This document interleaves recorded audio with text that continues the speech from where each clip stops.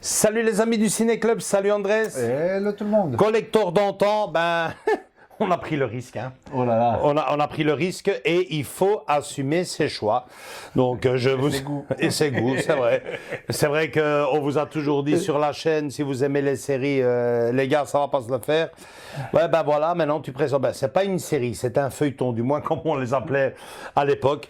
Ben, d'une pierre deux coups, hein, on va vous parler de série ou de feuilleton, appelez ça comme vous voulez, à travers ce superbe, enfin en tout cas que moi je trouve personnellement superbe, vous me direz, superbe coffret sur allez, on va l'appeler une série. Allez, une série. Une série rétro. Ouais, elle est vachement rétro, hein, puisque elle a bercé à moi personnellement toute mon enfance. Qui n'a pas vu un jour un épisode entier de la petite maison dans la prairie? Je pense que ça s'adresse à tous les âges. Alors pour les tout jeunes qui nous suivent et qui voient cette cabane, mais qu'est-ce qu'ils nous racontent? Vite fait, bien fait. La présentation, bon ben, je vous fais un peu la lecture, c'est comme ça qu'on la présente. Hein. La petite maison dans la prairie est une série télévisée américaine en 205 épisodes, créée par Michael Landon. Alors Michael Landon, hein, on sait très bien c'est qui, vous voyez la photo, je suis sûr vous allez le reconnaître vite fait. Et elle a été diffusée entre mars 1974 et le dernier épisode, le 21 mars justement aussi, 1983. Le premier épisode donc est sorti aux États-Unis le 11 septembre et l'épisode final qui a été vu par énormément de monde le 21 mars 1983. Alors que raconte en gros cette série? Ben, elle est tirée des différentes littératures, des différents romans écrit de Laura Ingalls, hein, comme dans le film. Et bon, ben, c'est tout gentil. Ça raconte l'histoire d'une famille qui habite dans une ville. À travers eux, ben, on vivra un peu leur quotidien avec en point de mire les valeurs humaines, l'amour, l'amitié, la famille et des points, aussi vous que ça puisse paraître pour l'époque, Andrés, des points quand même un peu plus épineux, puisque nous avions quand même la différence, déjà le racisme, la dépendance, les drogues déjà. Donc vachement intelligent. Donc Andrés, je vais te poser déjà une colle dans cette vidéo. Est-ce que tu pourrais nous trouver pour les tout jeunes une petite vidéo sur la petite, moi je dirais l'intro, le générique. L'intro, les amis, ça reflète, ça résume. Ça résume quasiment tout, oui, ça. Ouais. C'est ça, les amis. Donc voilà, pour les plus jeunes, pour les autres aussi d'ailleurs.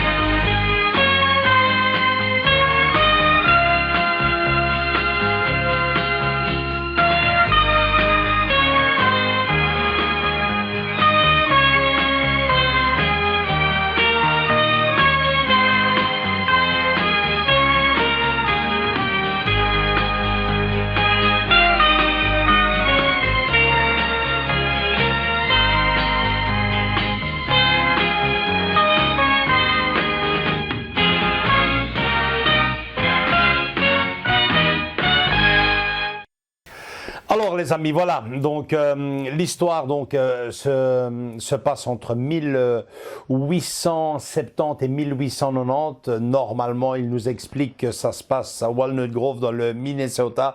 En réalité, la série a été filmée en Californie. En tout cas, pour les pièces maîtresses de la série, donc Andrés, La petite maison dans la prairie, l'école. Ok.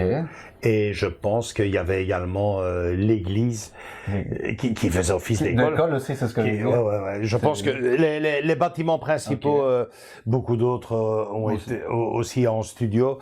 Bref, on va se concentrer tout d'abord sur le coffret, évidemment. Sur le coffret, hein, et ensuite on reviendra à travers quelques petites anecdotes et une fameuse surprise en fin de vidéo. Ok les amis, bon ben rien de spécial et pourtant vachement beau. Hein. Oui aussi. Hein, vachement beau, vous voyez la face, sur le côté, ben super, et à l'arrière. C'est la maison des Ingalls.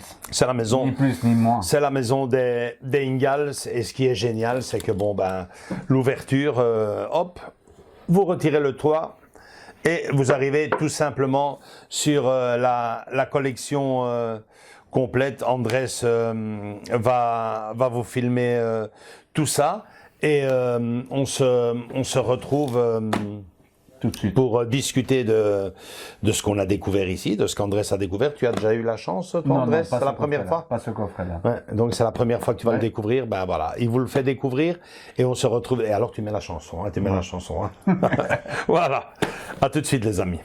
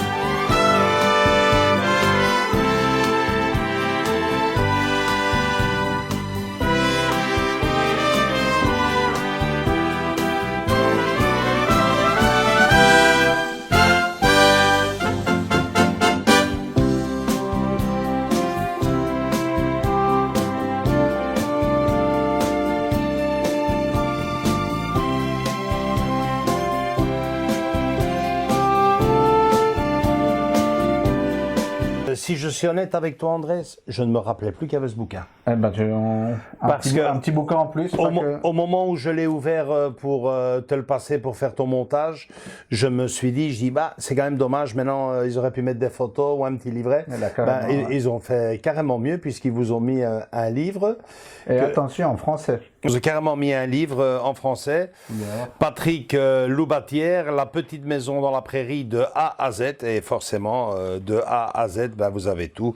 Donc on va aller voir ici ce qu'on a. Donc A. Anderson, Melissa Sou, Maringal Skendal. Magnifique, hein. On la voit au moment où ils ont fait le casting. Ouais, ce casting, donc la lettre D, demi-portion, à chaque fois des petites anecdotes, Dexter Maury. Superbe, superbe, superbe. Le F, la famille, alors voilà.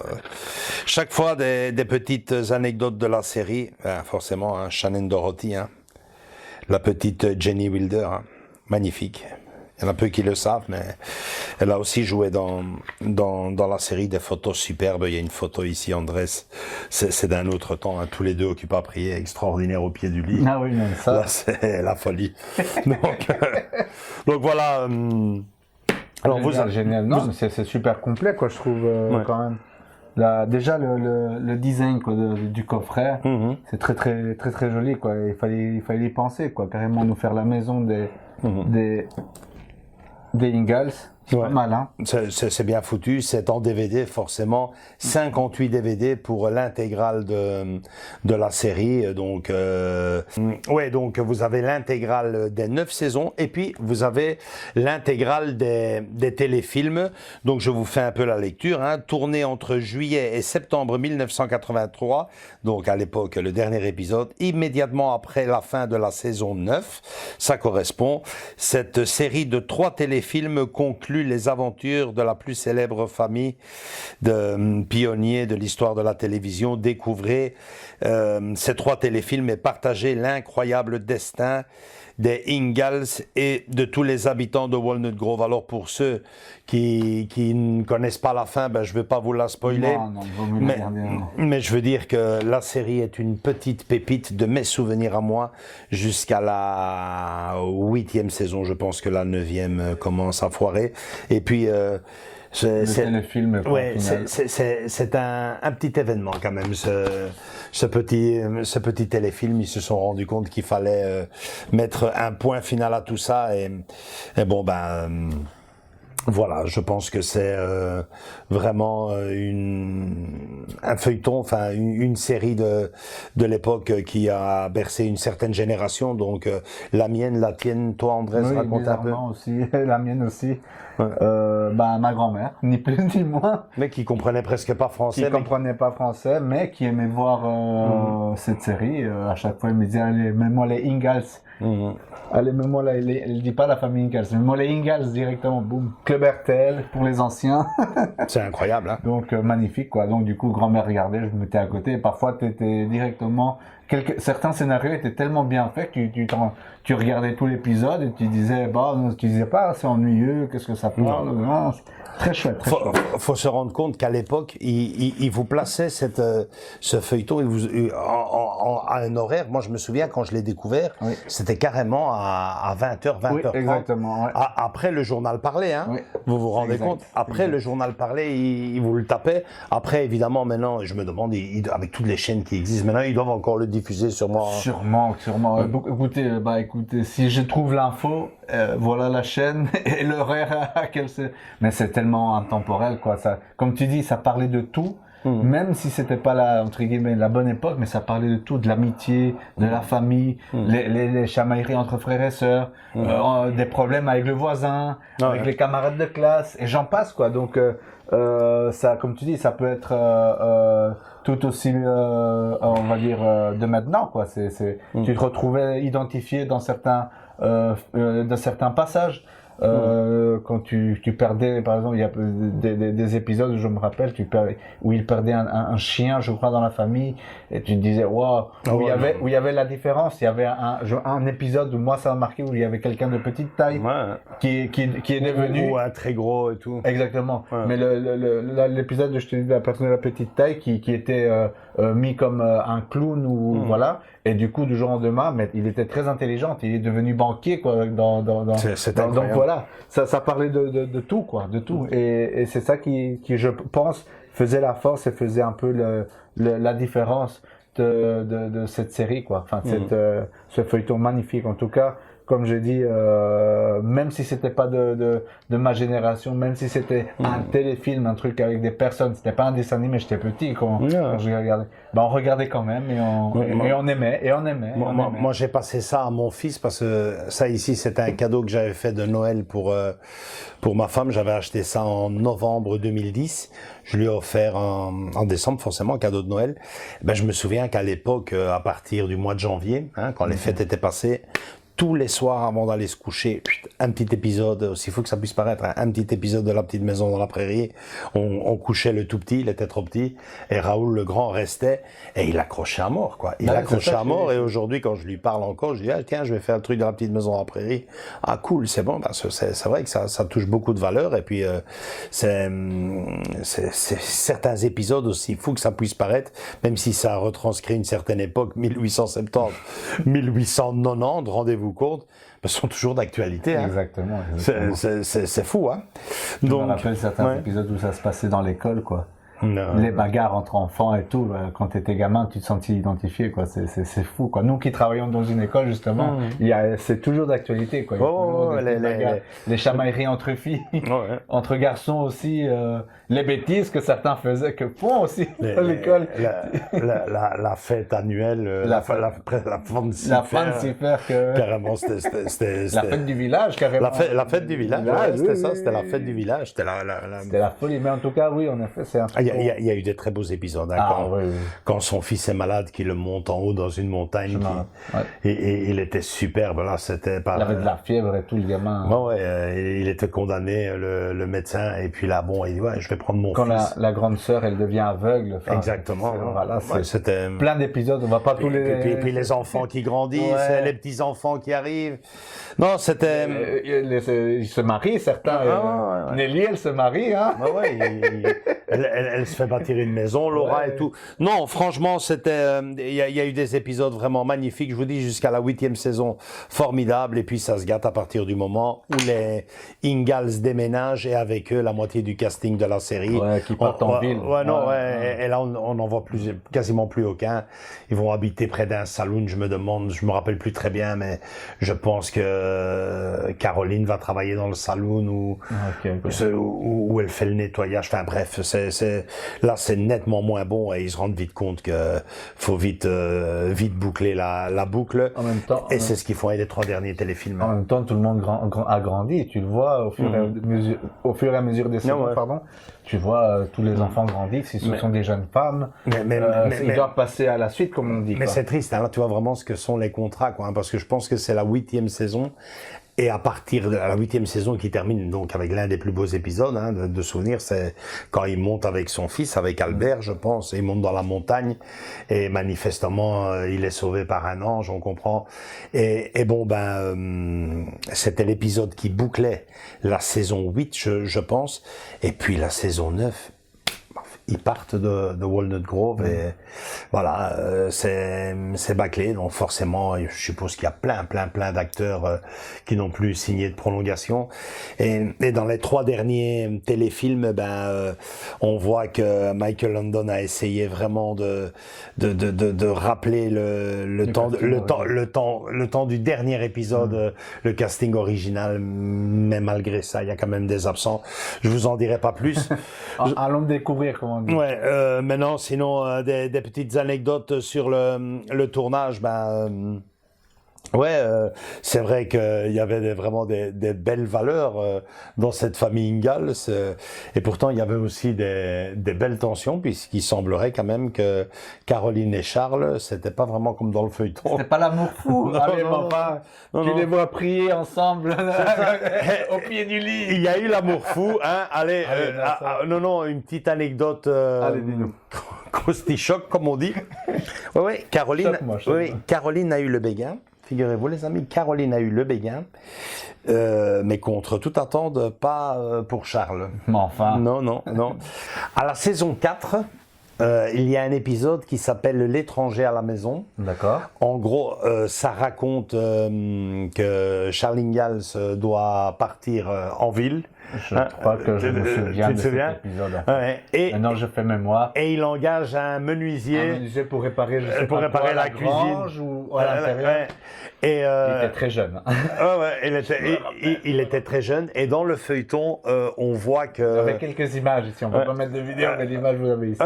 On voit que tu peux d'ailleurs laisser l'image du Playboy, hein. Parce que déjà dans le feuilleton, on voit que Caroline est complètement comment on dit ça, sous le charme. carrément tombée sous le charme de l'étranger, et Marie, dans le film, sa fille se rend compte. Bref, elle est à deux doigts de craquer, mais elle ne craquera pas. On va pas vous spoiler l'épisode, bien que ça vient d'être fait.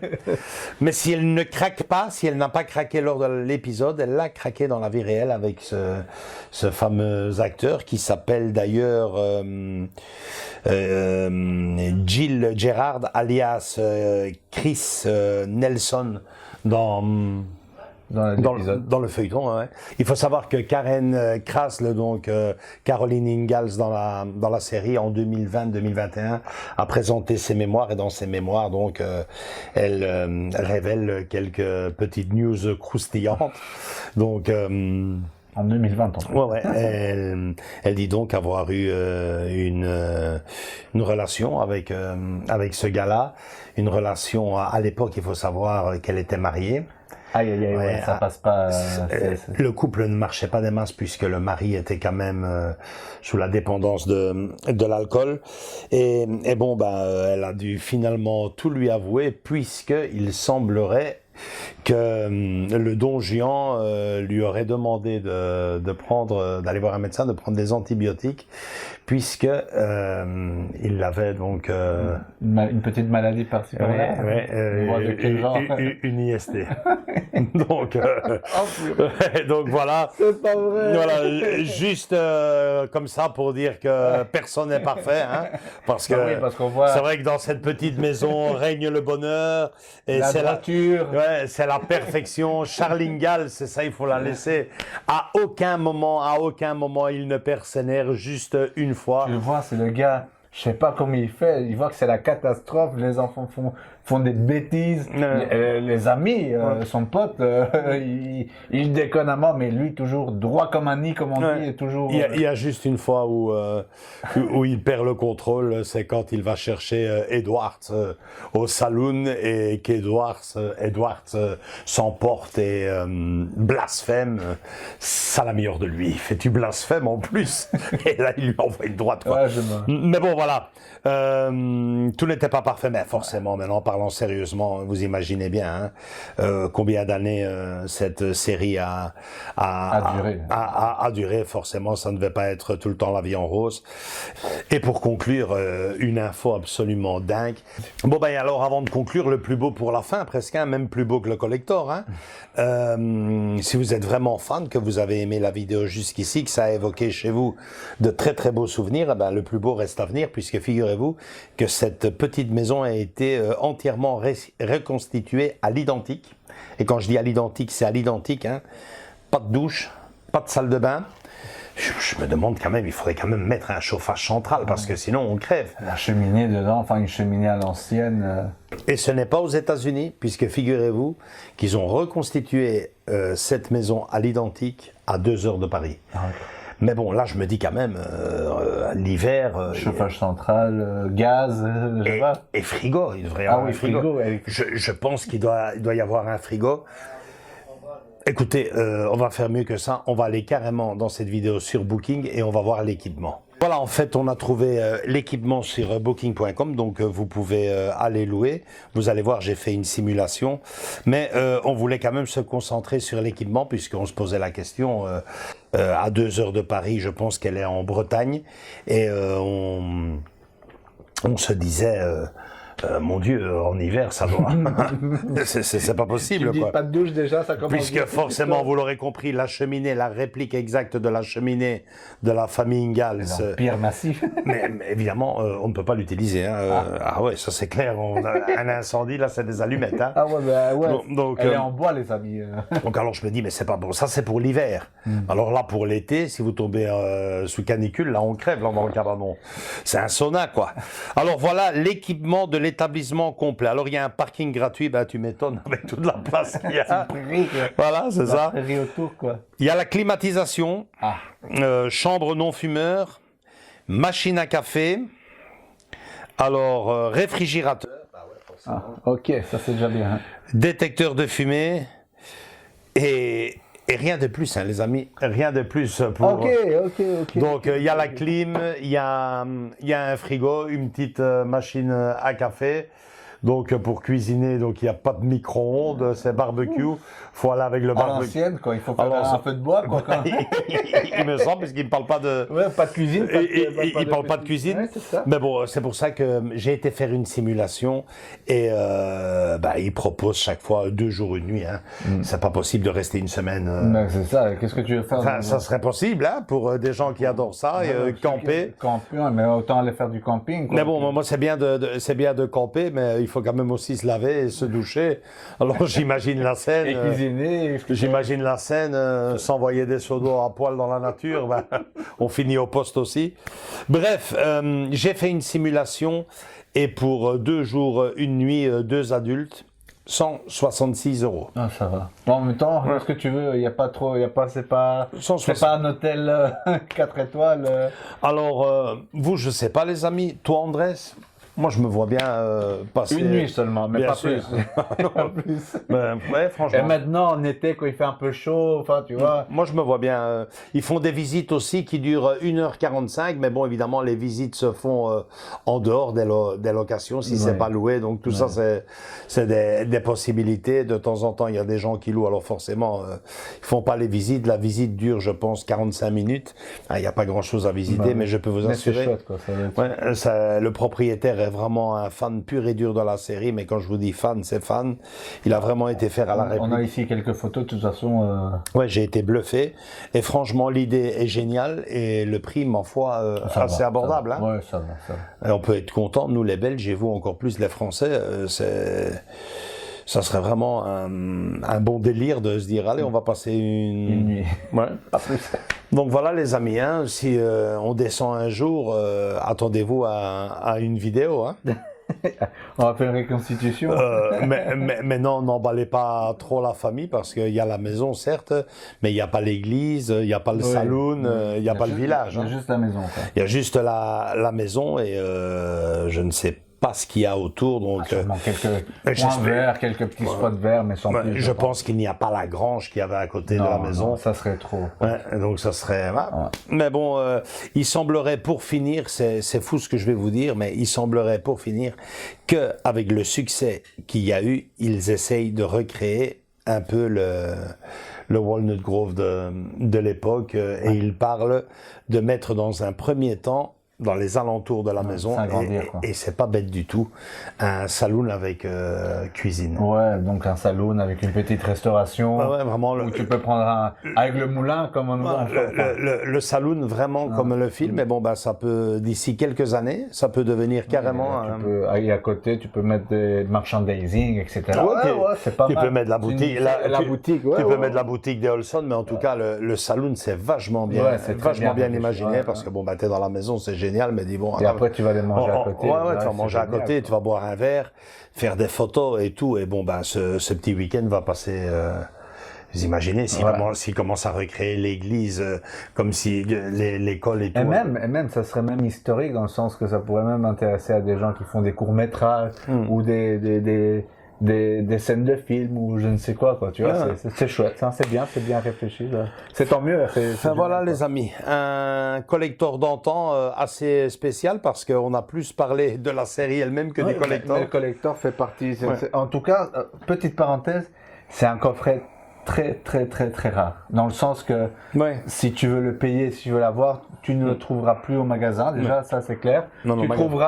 Tu trouveras cette version-là, je la mets ici. C'est une version boîte carrée, enfin t'as pas le toit en fait. Et c'est pas très beau quoi, du coup. C'est beaucoup moins. Je me souviens qu'ils en avaient fait une très belle aussi avec des cassettes VHS dedans, je pense. Allez. Ouais, il y avait la marge. Je pense qu'ils avaient fait en cassette VHS. En tout cas, celui-ci, ça a été le coup de foudre. Il faut savoir que je l'ai payé en 2010 165 € et qu'aujourd'hui, on la trouve à 200 €. Mais alors, attention, c'est interdit. Interdiction formelle que vous preniez ça.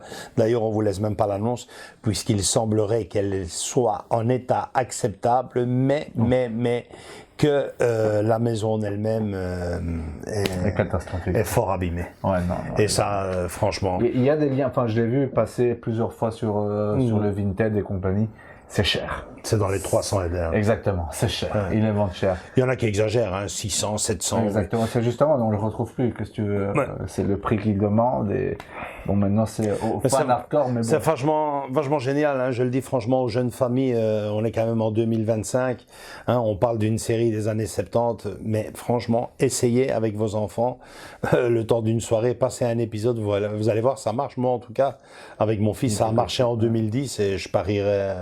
Non, ils sont toujours jetés, c'est l'actualité.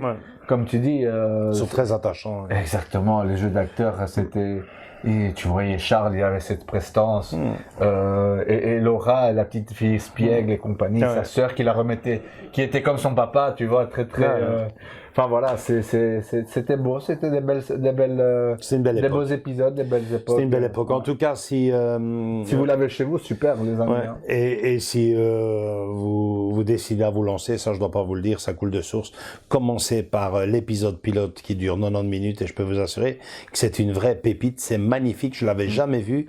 Et donc on comprend là directement que c'est Laura Ingalls qui raconte ses mémoires.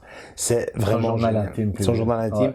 Et elle en a fait plusieurs, je pense. Et il y a une partie de ces journaux qui retrace donc son enfance à Walnut Grove. C'est magnifique. Franchement, je ne peux que vous le conseiller, mais non, pas à n'importe quel prix. Non, les amis. Donc voilà quoi. De toute façon, d'un autre côté, c'est aussi, je me vois pas acheter une autre édition collector ou une autre version intégrale de la petite maison dans la prairie. Non, croisons les doigts, pensons dans le futur, une version Blu-ray avec le même style.